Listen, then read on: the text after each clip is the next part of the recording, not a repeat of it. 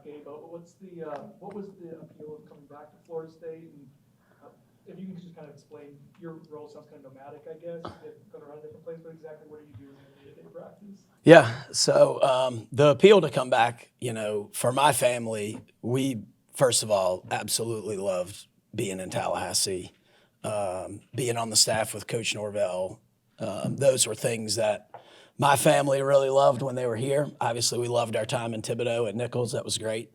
The appeal to come back, when you look at in this profession, you're looking at jobs that happens every year, just about something comes up and you have to kind of go through those conversations. And, I've always kind of taken the stance that, what is your end goal? My end goal is I eventually one day want to be a head coach too. And that's something that I've talked to Coach Norvell about. And so you look at those opportunities and you say, okay, does this opportunity get me closer to what, the opportunity is that I ultimately want to do for myself, for my family in this profession. So ultimately this role, which I know is kind of nebulous for a lot of people, was one that I felt like could help me get to that part in my journey, and also just being able to come back here and place that we looked on finally as a family. And then, for my role, it's a unique thing. When Coach and I very first talked about it, there was a lot of back and forth between he and I just about what did he want it to look like, what did I want it to look like, and how are we going to mesh those two things together. And we had a lot of really good conversations about what he wanted from me in that position. Somebody who had been here before, who kind of knew how he did things, how he liked things, particularly when it comes to game planning and studying defenses and studying offenses. But then also, to be able to do this role, I really think it takes somebody with good people skills, because you can't just, go into this person's meeting and that person's meeting and this person's meeting and have them feel like you're in there to catch them on something. I'm just there to help and assist, so part of the role is also just the interaction back and forth with all the coaches on staff. So I don't know if that answers fully the question of my role, but day to day, I go to a different meeting on offense every day. I sit in that meeting and just help the coach. Sometimes a question will come up like, hey, what's the O-line call going to be on this, when I'm in the receiver meeting or I'm in the QB meeting or vice versa. And so then I can try to help bridge those gaps a little bit for the coaches in the meetings. And then usually whatever meeting I stay in for that day, I kind of hang with that position group for the day and try to reinforce what that coach was saying in his meeting. That way I'm not saying something that's different from what they want to teach. Go to Ira in the middle. So would it be more Coach Norvell asking you to look at certain things, or more you going to him with ideas? It's a pretty good back and forth. There are times where he asks me already, hey, we need to be better at this, or what's something that we can do that you've done in the past. He really values the roles of all the people on staff, especially the ones that have had experience in other positions. I've been a head coach before, although at the high school level, been a coordinator before at all the different levels. And so he leans into the different people on staff that have those experiences.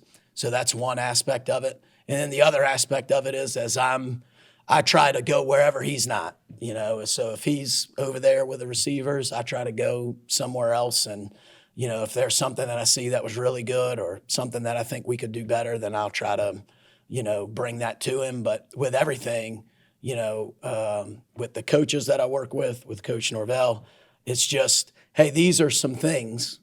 Do with them what you want. If you like them, great. If you want to do it this other way, great. It's more my role to kind of present the things, put them on the table, give everybody the options of the things that I've seen, that I know, that I think could be valuable. And then whatever they decide to do with that, ultimately that's their role as either the position coach or Coach Norvell as the head coach. Come back to the front row for Chris. I presume you're going to work a lot hand in hand with Coach Norvell and Coach Harris on game planning offensively. What has stood out to you in getting to see Coach Harris operate and getting to know him? Because obviously you guys didn't overlap previously. Yeah, so along with, helping Coach Norvell in any way that I can, helping Coach Harris is on the tops of my job responsibilities as well. Anything that I can do for him. If I can help him with coach a drill so that he can go to a different part of the practice, so that he can go look at things that maybe he didn't normally get to look at when he was a position coach. And then just his leadership. His leadership is really unique. He's great with people. He knows what he wants and he knows what he likes, and he's not afraid to voice his opinion in that room. And I think, I've seen a really, really good balance between him, Coach Norvell, the other coaches in the room, and you can't get that balance if the person who's in that chair, the leadership chair in the room, the offensive coordinator, if they're not great with people. And Tim obviously is that. And, he and I hit it off right away because of our experience as high school head coaches. And, I think there's something about that. I really do. When you're a high school head coach, you got to wear a lot of hats. And so you have to interact with a lot of people. And you can tell that Tim's had that experience, and he does a great job with it. We'll go to the second row for Liam. You obviously last year, Coach Norvell took a step back from play calling. He returns this year to the play calling duty. When you were here with him, that was some of his responsibility. Have you seen does he look excited? He said he's excited to get back to it. Does he feel like the Coach Norvell that you were last with? Yeah, that's a great question. So, when you ask hey, what's the appeal to come back? One of the things that I valued the most and still value the most about working with and for Coach Norvell is that you are going to get the same person every day, day in and day out. In 2022, when, we were winning, then we dropped 3 in a row, no change, right? 23, we're on top of the world, no change. 24 was a struggle, no change. And by no change, I mean you're not walking into the door every day going, I wonder which Coach Norvell I'm going to get today, And that's a hard existence. If you've ever had to live that existence, that's tough.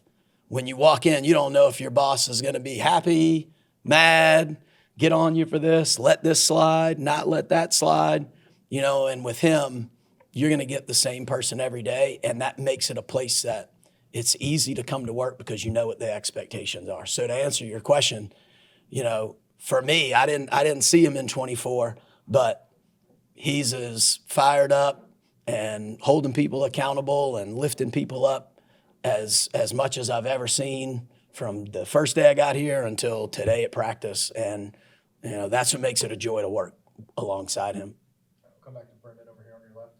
With that perspective, you've been around for the best of times here, the worst of times, and you somewhere else, you're coordinator for a year.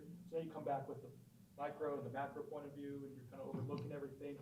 What, if anything, has stood out to you about just the culture, how things are operating? I know it's only been a month or so for you, but what has stood out so far? I think there's, at least in my experience being back for about a month, but I see like a really concerted effort from the players, from the coaches, the staff in the building, of making sure that the team is gelled together. We've had our unconquered groups, which is like that off-season competition that we do every year. And, the guys ate breakfast every morning in their group, instead of all the quarterbacks are over there, all the receivers are over here. And those guys were eating together every morning in their unconquered group. So you had D linemen, O linemen, receivers, and you can really see a concerted effort to make sure that all of the component parts of this thing are pushing in the same direction. Because one thing that has changed too, being in the new building and with the staff and all that is it's a lot. All of it's a lot bigger. The staff is bigger. There's more people, so there's more opportunities for people to kind of feel like they got their little corner of the world and that's all that matters. And I've seen a really strong push to make sure that everybody's kind of pushing in that one same direction. Not that wasn't happening before, but it's something I've really noticed since I've been back. We'll go over to your right for Bob. Coach, you're familiar with building cohesion on the offensive line, and you met Kurt Hand at some point and get to see how he works with the guys. But just the challenges with the transfer portal again of each year you're kind of building that starting five and then finding who you can count on those dependable backup groups. Yeah, it's I've known Coach Herb for a good long time. Kind of admired him from afar. He and I have spoken at clinics at the same clinic. I've sat in his clinic talks and things like that before. And then, of course, Ben Miles, who played for me in high school, was here as his graduate assistant last year. So there's some familiarity there. I have just thoroughly enjoyed being around him and listening to him coach. I was in the O-line meeting today. And I mean, every meeting with him is like an O-line clinic. I mean, it really is. He does a phenomenal job with the guys. Even at Nichols, we had to sign five transfer portal O-linemen this past year. So I think that's something that you can either be mad and just be yelling into the wind, the old man who just is mad that people are on his lawn and want to get off the grass, or you can try to learn how to adapt to that and realize that right now, at least that's the world of college football that we're in. I think for us offensively, kind of having a few schemes that we're able to kind of hang our hat on helps you to build that cohesion, because those guys have done those things over and over and over again, and that certainly helps. But that's a challenge I think you're going to face every single year, is trying to figure out how to get that group together. If a receiver runs a wrong route, it kind of just affects maybe him, maybe the quarterback, sometimes nobody. When one of those 5 linemen isn't on the right page, the whole thing can fall apart, which makes it one of the best positions in football, in my opinion. But We'll go back to Ira. 2 questions, actually. Is the terminology going back to what it was when you were here before, or is it still something what Gus was doing? And then the other question was, what did you learn personally being an OC at Nichols? yeah, so I think the terminology piece, the schematic piece, I think part of that for Coach Norvell was some of the appeal for me to come back, because I was familiar with some of the things we did. And so it's really been, truthfully, a pretty good marriage of the things that everybody liked, that they were doing, and the things that everybody liked that we had done in the past here. And so trying to kind of meld all those things together, that's where the challenge a little bit comes in, because you kind of have to anticipate that, okay, if you call this A, right, what happens to this over here could that mess that up? So you kind of have to have an awareness of both things to know that it's kind of like almost like making a computer code, like if you put the wrong thing in over here, that could totally mess something up over there. And so that was a lot of what we were doing when I very first got here. And again, Tim and his leadership in that was phenomenal. So that was really good. And then, at Nichols, I was thinking about it. I don't usually count these, but this will be my 22nd year coaching coming up. And I was a play caller for 12 of those 22 years. So, it was good to get back in the saddle and call plays again. Things that I learned, there was a lot that I learned from here that I took there, to help us at Nichols. And we did some really good things, and we had some struggles too, But I think if there was one thing that I learned probably as a play caller in that situation, and this is kind of at a micro level, is, you have to be willing to call plays to create explosives, and a lot of the times at Nichols, I was really just trying to keep us from being in a bad situation. And what ended up happening after you looked at it at the end of the season was we didn't do a lot to create explosive plays.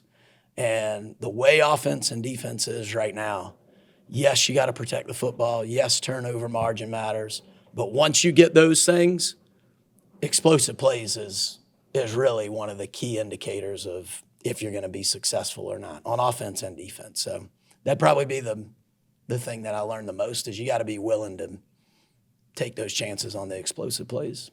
All right, last one, we'll come back to Brendan. With the first couple of practices, I know small sample size, but what have you seen from Ashton in terms of just anything physically, how he controls the offense? Where is that in this stage of executing the offense right now? Yeah, he's got really good command. He has a good presence about him. I've been with Coach Tucker and those guys in their meetings a few times. He's got a really good presence in the meeting room. He asks really thoughtful questions in there. You know, he doesn't just ask a question to what I call false hustle, you know, like just ask a question to make it seem, when he asks a question, it's something that you can tell he's thought about in the meeting room. And then on the field, he's got a really good presence about him out there. He communicates well with the O-line. We have those cameras up on the quarterbacks' helmets, and you can hear everything that they're doing. We famously settled a massive dispute between Jordan Travis and Maurice Smith one day with the cameras. That was classic. Jordan was right. Maurice swore that he didn't hear something, but Jordan said it like 8 times. But you can hear him communicating to the O-line, and then even giving them reminders about things that, he needs to see from them, a signal or whatever. So he's been really good. And really, all the guys in that room seem like they've really taken to the offense and, have done a really good job in their presence, and their leadership ability. So I'm excited to see how that plays out the rest of the spring. All right, thank you, Gabe. Appreciate y'all. Thanks a lot, man.